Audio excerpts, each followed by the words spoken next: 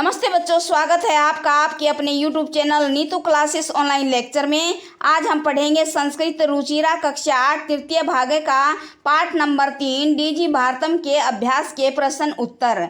पाठ number 3 DG Bharatam के part 1 की वीडियो का लिंक इस वीडियो के डिस्क्रिप्शन में दिया गया है। यदि आपने चैनल को अभी तक सब्सक्राइब नहीं किया है तो प्लीज़ कर लीजिए ताकि आने वाली प्रत्येक वीडियो का नोटिफिकेशन सबसे पहले आपके पास पहुंचे। तो चलिए शुरू करते हैं।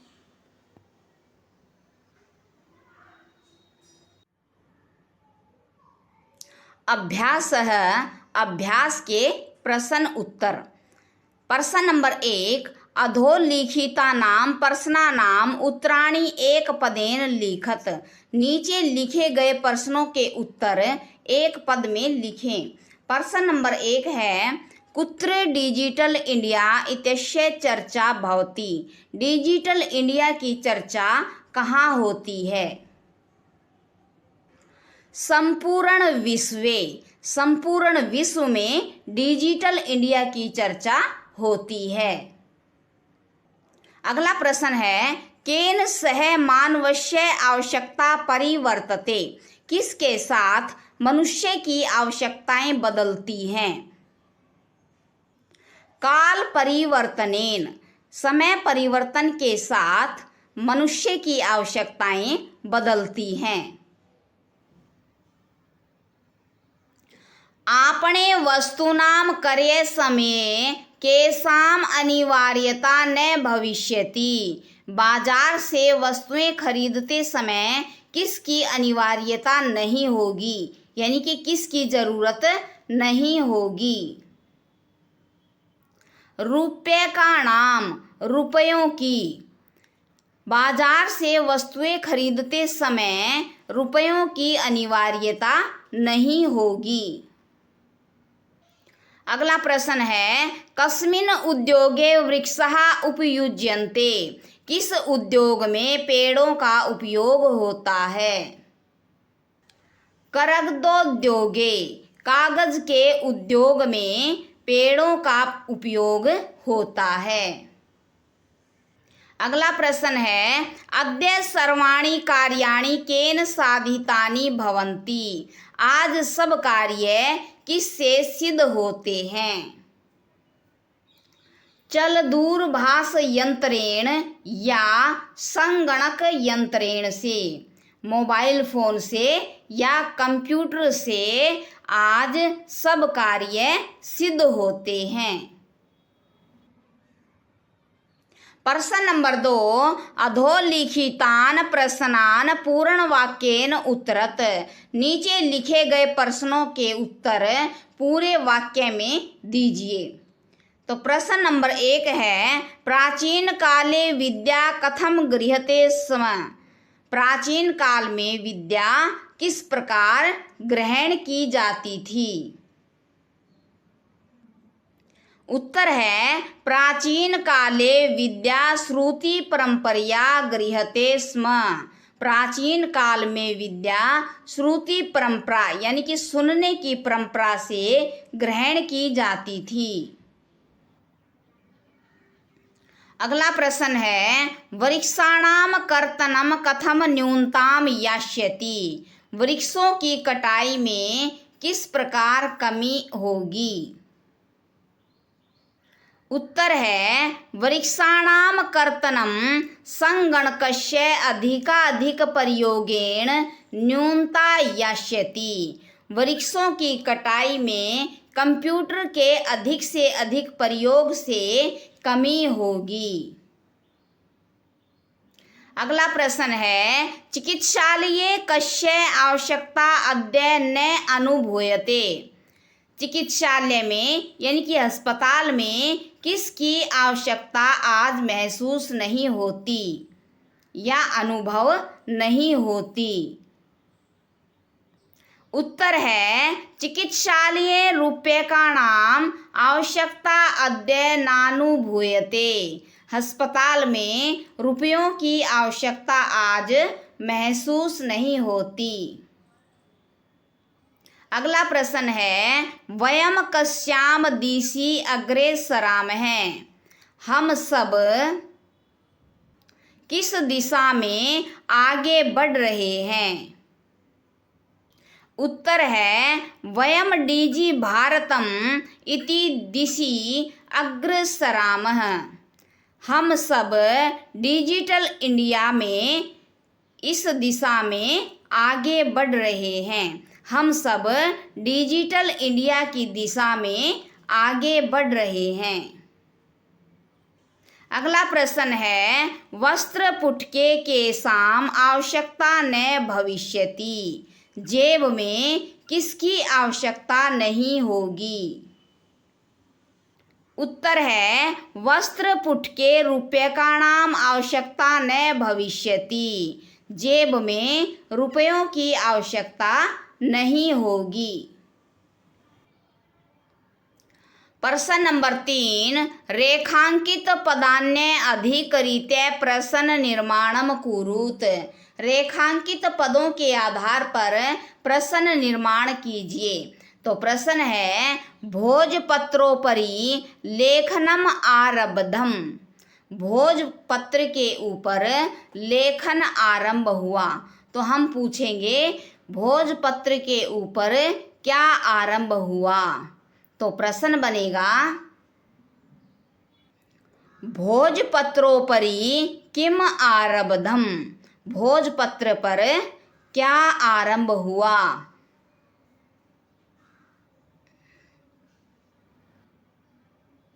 अगला प्रश्न है लेखनार्थम करगदस्य आवश्यकतायाः अनुभूति न भविष्यति। लिखने के लिए कागज की आवश्यकता की अनुभूति नहीं होगी। तो हम प्रश्न बनाएंगे कि लिखने के लिए किसकी आवश्यकता की अनुभूति नहीं होगी?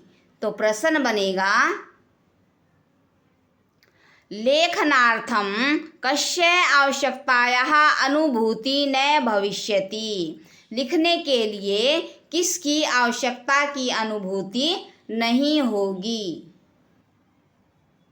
अगला प्रश्न है विश्राम गृहेषु कक्षम सुनिश्चितम भवेत। विश्राम गृह में कमरा सुनिश्चित होना चाहिए।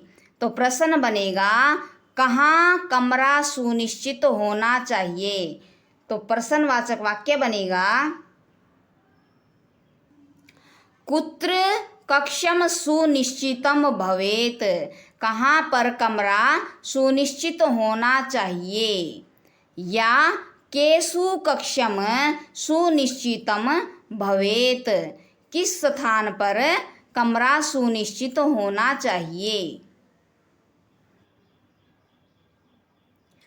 अगला वाक्य है सर्वाणि पत्राणि चल दूरभाष यंत्रे सुरक्षितानि भवन्ति। सभी पत्र मोबाइल फोन में सुरक्षित होते हैं। तो यहाँ प्रश्न बनेगा सभी पत्र किस में सुरक्षित होते हैं? तो हम प्रश्नवाचक वाक्य बनाएंगे सर्वाणि पत्राणि कस्मिन् सुरक्षितानि भवन्ति। सभी पत्र किस में सुरक्षित होते हैं? अगला वाक्य है वयम उपचारार्थम चिकित्सालयम गच्छामः। हम उपचार के लिए यानी कि इलाज के लिए अस्पताल जाते हैं। तो प्रश्न बनेगा किसके लिए अस्पताल जाते हैं? हम किसके लिए अस्पताल जाते हैं? तो संस्कृत में हम प्रश्नवाचक वाक्य बनाएंगे वयम किमर्थम चिकित्सालयम गच्छामः। हम किसके लिए अस्पताल जाते हैं? प्रश्न नंबर 4 उदाहरणम अनुसरिते विशेषण विशेष्य मेलनम कुरुत। उदाहरण के अनुसार विशेषण एवं विशेष्य का मिलान कीजिए। यहाँ विशेषण दिए हैं और यहाँ विशेष्य दिए हैं। तो हमें इनका उचित मिलान करना है। संपूर्णे भारते संपूर्ण भारत। मौखिकम ज्ञानम मौखिक ज्ञान। मनोगतः भावः मन में उत्पन्न होने वाले भाव। टंकिता सामग्री, टाइप की हुई सामग्री। महान उपकारः, महान उपकार। मुद्रा विहीन विनिमय, मुद्रा विहीन विनिमय यानी कि कैशलेस ट्रांजैक्शन।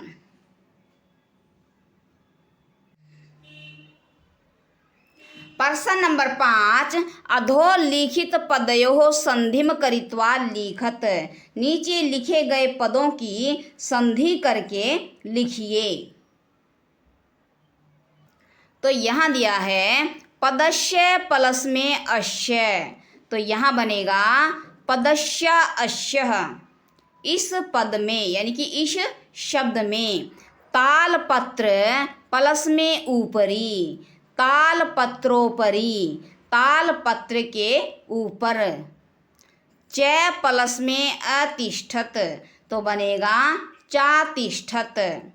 करगद प्लस में उद्योगे, करगदोद्योगे यानी कि कागज के उद्योग में। करे प्लस में अर्थम, कर्यार्थम, खरीदने के लिए। इति प्लस में अनयोः, इत्यन्योः यानी इन दोनों का। उपचार प्लस में अर्थम, उपचारार्थम यानी कि इलाज के लिए, उपचार के लिए।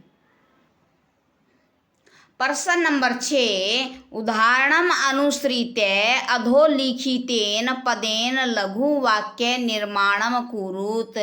उदाहरण के अनुसार नीचे लिखे गए पदों के लघु वाक्य का निर्माण कीजिए।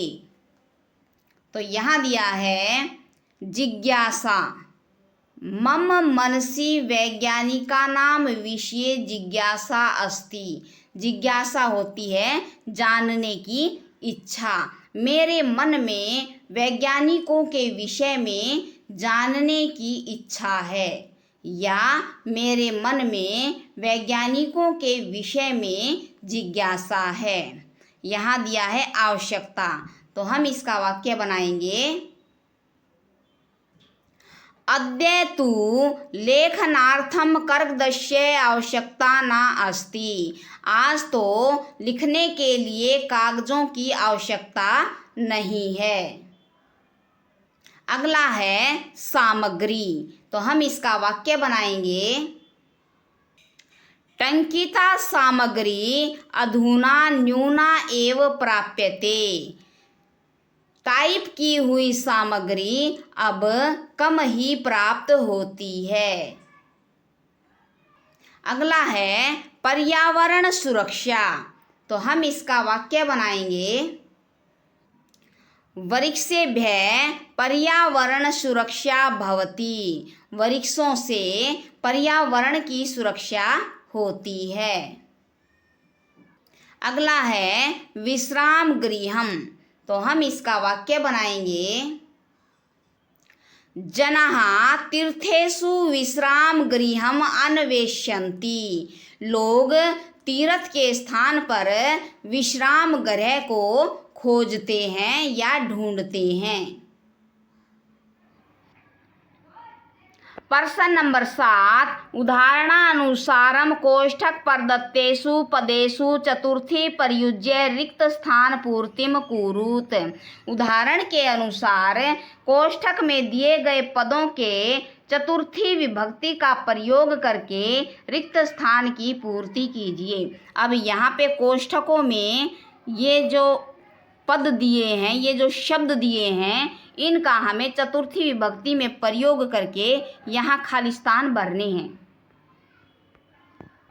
यथा, जैसे भिक्षुकाय धनम ददातु। भिक्षुक को धन दीजिए यानी कि भिखारी को पैसा दीजिए। तो यहाँ भिक्षुक की चतुर्थी विभक्ति का प्रयोग किया गया है, भिक्षुकाय। अब यहाँ है नंबर 1 में खालिस्तान पुस्तकम देहि।